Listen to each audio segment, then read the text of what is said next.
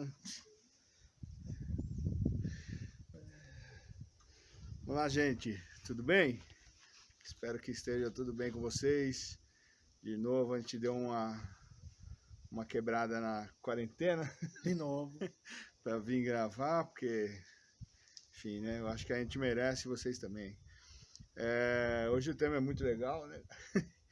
Mas antes disso, queria pedir para vocês darem o like aí, se inscrever no canal, né? Acompanhar a gente nas redes sociais. E, enfim.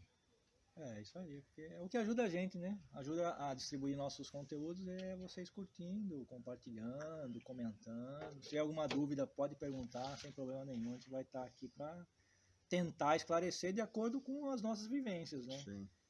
Porque, como a gente diz, a gente não é médico, não é doutor, não é nada. A gente tem uma vivência em cima de uma transformação de princípios e valores que a gente tem certeza que isso pode fazer a diferença na vida de todos, como fez na minha, fez na do Eduardo, né? E muitas outras pessoas que a gente acabou por conhecer aí pelo caminho, né? A gente tenta passar de uma maneira simples, né? Uma linguagem bem simples, e nada mais é do que a gente vivencia no dia a dia, né? Sim. E eu estava vindo para cá e pensando, né? A gente sempre fala em predisposição, né? E a ideia do canal é também passar o que a linguagem que às vezes a gente usa, que algumas pessoas podem não ter um acesso a esse tipo de linguagem, né? Então eu pensei, poxa, a gente poderia estar falando um pouquinho da predisposição em si, que a gente sempre vai falando, a gente está aqui para falar sobre predisposição independente se é para cigarro, bebida, álcool, droga, comida, não importa. Compras, Sexo, não importa, né? Que a predisposição independente para o que é a predisposição. A direção do problema sim, é a mesma, sim, né? Sim. Ela tem algumas peculiaridades. E provavelmente o lado interno da pessoa que está vivendo isso também é igualzinho, né? Com droga, com compra, com sexo, com o que for, né? Só muda o objeto, né? Só muda o resultado, né? Porque o que caracteriza a predisposição, né? Na minha vivência eu percebi o seguinte, que o processo obsessivo, compulsivo e egocêntrico é que caracterizou a minha predisposição. Por o quê? Por algo que me dava mais prazer naquele momento. Agora tem um negócio interessante, que quando eu cessei a minha predisposição, por exemplo, à droga, quando eu falei, não, eu preciso parar esse processo, né, da obsessão, compulsão e egocentrismo, que mais pra frente vai falar um pouquinho sobre isso, fiquem com a gente que a gente vai falar também sobre isso, até o final. Quando eu parei com a substância química, com a droga em si, o que acontece a predisposição? Então, se naquele lugar está cessado, ela migra para outra coisa. Sim. Ela vai procurando onde a pessoa está mais fraca, assim, né? Onde que ela pode atacar, né? Onde ela está mais fraca é onde dá prazer, né? Porque, por exemplo, quando eu parei de fumar, a minha ansiedade ficou um buraco naquilo, né? Aquele sentimento de ansiedade ficou um buraco. Aí eu tenho que preencher com o quê? Geralmente é com comida. Foi o que aconteceu comigo. Por isso que todo mundo que para de fumar engorda. Geralmente engorda, exatamente. Quando eu parei de fumar, para não migrar, por exemplo, para doce, chocolate, essas coisas, que ia piorar mais ainda, eu comia muita fruta. Era maçã, banana o dia inteiro. Você era um ex-fumante consciente, né? Mas é porque eu já tinha deixado a droga, ficou o cigarro. Aí deixei o cigarro, ficou um buraco. Então, sempre eu tenho que ir tampando o buraco seguinte. Geralmente o cara para de fumar e vira um elefante, assim, né? Engorda 20, 30 quilos. É doce, porque doce para ansiedade é a melhor coisa que tem. Exatamente. E, na verdade, são substâncias que preenchem Mas esse vazio. eu acho que a predisposição, na verdade, esse vazio, ele é existencial, né? Ele não é... acho que a pessoa que tem a predisposição e algum tipo de dependência, esse vazio, ele já existia, ele veio de algum lugar, né? E aí essa pessoa buscou ali droga, álcool, compra, sexo, comida, internet hoje, os mais modernos, né? Para preencher aquilo. E num certo momento acaba por descobrir que nada do que vem de fora vai preencher aquilo. Por isso, qualquer coisa que for procurar fora Larguei da droga, fui pro álcool, larguei do álcool, fui pro cigarro. Nada vai preencher aquele vazio. Como preencher o vazio? Por isso que a predisposição ela se enquadra num processo obsessivo, compulsivo e egocêntrico. Sim. E na verdade, eu fico pensando naquilo tanto que me gera aquela vontade e aí eu ignoro tudo que tiver ao meu redor e vou fazer aquilo. Então, como tratar esse problema, né? Que na verdade eu acho que é isso que todo mundo quer Sim. descobrir. O que eu preciso fazer? Agora, nada vai acontecer por mágica. Eu realmente preciso ter uma ação positiva na minha vida e como você estava falando, é de dentro. Sim. Então, se eu tenho que começar a trabalhar dentro, eu tenho que trabalhar primeiro o meu lado espiritual. Essa palavra princípio, ela me chama muita atenção porque ela quer dizer o começo, né? Aonde começa o negócio, a raiz do negócio. E valor é mais ou menos assim, dentro do que a gente está falando aqui, eu dava valor para alguma substância externa, eu valorizava aquilo pensando que aquilo ia me preencher. Se eu não tenho mais ela, aí assim, como usar o princípio, que é aquilo que está dentro de mim, para mudar o valor que eu dou nas coisas para poder me preencher. Então, porque hoje a gente, posso falar a gente tranquilamente, né? Dá valor para a família, né? Dá valor para ser mais saudável. Pô, o cara parou de fumar e comia fruta, né? Eu já fui pro chocolate, né? Então, cara? Como assim? Qual que é o caminho, né? Como que começa essa transformação do princípio que eu tenho dentro de mim e transformar aquilo que eu vou valorizar? Então, sabe uma coisa que eu acho legal que eu consigo fazer, que eu consigo utilizar, uma ferramenta que eu utilizo, muitas vezes eu não consigo pensar no agora. Então eu fico pensando assim, pô, mas por que eu vou mudar? Então eu penso o seguinte, o que eu quero colher daqui 1 ano? O que eu quero colher daqui 5 anos? Sim. O que eu quero colher daqui 20 anos? Como é que eu quero que seja a minha velhice? Então, assim, tudo que eu faço hoje vai ser um resultado amanhã. Tanto que o que eu fiz lá atrás causou alguns resultados que não foram muito bons. Então, por isso que eu mudei. Foi só por isso que eu mudei. Sim. Porque o resultado do que eu fiz enquanto eu estava no uso, ou as consequências essa é uma característica importante, né?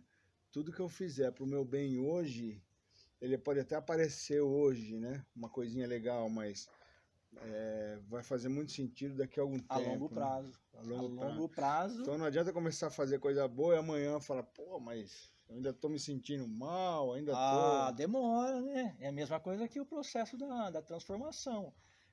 Não é lento. Ele é lento, mas ele é somatão. Ele vai somando e vai aumentando. O prazer em relação às coisas, ele é crescente quando eu consigo entrar nessa mentalidade. Porque Sim. se eu ficar pensando no agora e estar preenchendo, né, a gente está falando com doce, com comida, ele é momentâneo, ele dá, como a gente falou no vídeo passado, ele dá aquele pico lá em cima, mas a hora que ele volta mais para baixo ainda. Mais baixo. E a transformação não. Ela às vezes eu nem sinto, né? Eu faço e parece que não está acontecendo nada, mas está acontecendo. As coisas vão se modificando, mas são todas a longo prazo. Sim. Nenhuma vai acontecer a curto prazo. E tudo que acontece a longo prazo é difícil de perceber, cara. É difícil de perceber. Então, eu li uma literatura esses dias que falava de princípios e valores, né, de transformação e tal. Falava assim, de vez em quando eu vou lá e faço uma coisa errada, depois de muito tempo. E aí essa coisa errada serviu para eu perceber que eu já não estava fazendo a coisa errada fazia muito tempo. Exato, então, porque sente mais, né? Porque assim, só que o problema é que eu tenho um estigma de autopiedade, né? Porque eu nunca consigo fazer minhas coisas, eu tenho estigma de ser maluco, essas coisas. E aí eu consigo transformar e continuo com esse estigma, por exemplo, né? Todo mundo que tem uma compulsão, uma obsessão e entra de cabeça nisso, é desonesto, cara. Fala muita mentira para conseguir o que quer, dentro do processo do egocentrismo e tal. A pessoa para de fazer o que está fazendo, para de usar droga, de beber e tal, começa a viver uma vida certa, falar a verdade e tal, mas dentro dela, ainda é mentiroso. O problema tá lá ainda dentro. Ainda acha que é mentiroso. Não fala mentira faz 2 anos, mas eu ainda, sou um mentiroso, cara, não sei o quê. Mas isso é por quê? Porque a mentira tá lá dentro. Eu só parei de praticar, né? Mas o legal é que, assim, ao longo do tempo, algumas coisas foram mudando. Eu fui percebendo que, assim, alguns sentimentos eu não tenho mais, assim, me sentir autopiedade. Pelo contrário, hoje eu tenho o maior orgulho de Sim, ser quem eu claro. sou, de viver da maneira que eu vivo. Ah, mas você não erra. Claro que eu erro. Às vezes a pessoa fala assim, não, virou perfeito. Não é questão de ser perfeito ou não. É questão de tentar ser melhor. Agora, Sim. continuar errando, vai errar, vai tropeçar, vai cair, vai levantar. Cara, isso é normal. Eu não posso ficar também me chicoteando porque eu errei. Ah, errou. Pronto, vamos lá para frente. Obviamente que a pessoa acaba errando menos, né? Mas vai errar, a vida proporciona um monte de erro. Ela é feita para isso. Isso é bom até para a pessoa se desenvolver, né? O que eu costumo falar é assim, conforme vai passando o tempo e eu vou modificando os princípios e valores, eu vou adquirindo ferramenta para lidar com essa coisa. Quer dizer, não vai parar de acontecer. Isso. Mas eu vou ter como lidar melhor com tudo isso. Agora, fala uma coisa para mim. E a família nessa brincadeira? Mas a família como assim? Eu não entendi a pergunta. A família, de alguma maneira, adoece junto com o dependente. Ah, sim, com certeza. Com certeza. Eu não sei em que grau, certo? Mas... eu acho que às vezes até mais. Você sabe por quê? A família... Porque ela vivencia aquela na realidade. Sim. O cara que está usando, eu estava usando, a minha vida, o meu mundo era um. O mundo da minha família era outro. E o deles era só sofrimento. Porque eles sentiam aquilo na pele. Eu não sentia aquilo na pele. Eu fui sentir na pele quando depois eu parei de usar e... ressentimento e tal. Mas você acha que eles, de alguma maneira, o que eu estava falando de estigma, você para de usar droga, você começa a ser um cara mais legal, você começa a dar valor para todas as coisas, e a família continua te enxergando como um cara problema? Ah, por um bom período vai te enxergar. E uma coisa muito engraçada, pelo que eu vejo, a família às vezes tem mais facilidade de lidar com a pessoa ainda na ativa usando do que quando ele entra em recuperação. Porque quando ela vê a pessoa naquela situação, ela já sabe o que é, o que vai acontecer, como é que vai ser. E quando a pessoa sai daquele processo obsessivo e compulsivo, a pessoa modifica. Claro. Ela modifica as suas maneiras, como a gente falou no vídeo passado. Ela modifica 100%, né? O que é, o que fala, o que pensa, o que gosta, modifica tudo. E aí a família fala assim, não, mas peraí, isso aí não é meu filho, tem uma coisa errada. Não é o fulano que eu conhecia. Tá esquisito. E também é o seguinte, isso força a família também modificar algumas coisas, sim. Alguns princípios, alguns valores que tem no âmbito familiar. Por quê? Porque se aquela pessoa mudou e deixou de, por exemplo, de beber, né? Ou de fumar, né? Se o pai e a mãe fumam, por exemplo, eles não vão ficar fumando na casa, porque fala, pô, meu filho parou de fumar e eu vou continuar fumando. Soltando fumaça na cara então dele, assim, né? Isso faz com que elas comecem a se cobrar. Um caso clássico é quem tem que lidar com compulsão de comida, né? Nossa senhora. E divide a casa com mais gente, com o pai, com a mãe, com a filha, com o filho. E aí, pô, ninguém. É que tá. Aí é um problema sério, porque ninguém pode se privar de fazer aquilo e a pessoa também não pode, né, querer que o outro faça. Mas também deve ser o dobro de problema para abrir a geladeira e achar alguma coisa lá que... né? Então, eu acho que achar o equilíbrio nisso deve ser um... eu acho que para a família é mais difícil. Esse período de adaptação, de convivência, do que para a própria pessoa, porque sim. A própria pessoa, como ela vem de um sofrimento e aquilo fez com que ela mudasse, é uma coisa. A família vem de um sofrimento, mas de um sofrimento que ela viu o outro, não é um sofrimento dela, de dentro dela. Então muitas vezes ela acha que ela não tem um problema, que o problema não é dela, como a gente já falou também num vídeo anterior. Pois é. O problema é de quem? A família pode pensar desse jeito. Eu acho que se a família tiver um pouquinho de consciência e pedir ajuda, ela pode... É o que nós já falamos em outros vídeos passados, né? Pode como é que fala? Tirar vantagem disso e crescer junto, cara. Modificar os valores e princípios. Porque assim, todo mundo fala assim, não, eu sou um cara legal, eu tenho meus... Eu tô de boa. Mas sempre tem alguma coisinha que dá pra dar uma melhorada. Dá pra melhorar. Sempre tem alguma coisa a mais que dá pra melhorar. Por exemplo, depois de 20 anos sem droga, Acabou? Não, eu tô na luta de voltar às minhas atividades físicas. Sim. Eu estava fazendo eu fiz durante 6 meses. E como eu falo, criar novos hábitos é um negócio complicado, não é um negócio fácil. Aí eu fiquei, acho que foi 2 dias, eu perdi aquela rotina.